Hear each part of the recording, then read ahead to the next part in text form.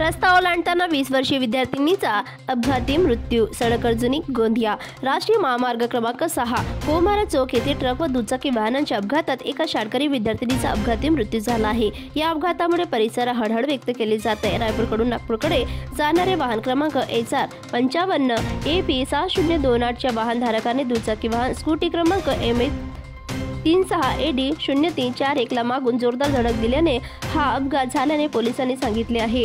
दुचाकी सवार शालेय विद्यार्थी ही सडक अर्जुनीवरून साकोलीकडे जाण्यासाठी महामार्ग ओलांडत असताना कोहमारा चौक येथे भरधाव वेगात येणाऱ्या ट्रक कंटेनरच्या अपघातातील गंभीर जखमी झाली। जखमी मुलीचे नाव सानिया संभू पटले, वय 20 वर्ष, राहणार परसोडी, सौंदड, तालुका साकोली, जिल्हा भंडारा असे असून सदर अपघात 8 एप्रिल रोजी दुपारी 2 वाजता घडलेला आहे। सदर मुलगी सडक अर्जुनी येथील एका कॉलेजमध्ये शिक्षण घेत होती असे सांगितले जाते। पोलिसांनी व परिसरातील नागरिकांनी शासकीय रुग्णालय सडक अर्जुनी येथे उपचाराकरिता हलवले असता उपचार दरम्यान तिचा मृत्यू झाल्याचे डॉक्टरांनी सांगितले आहे।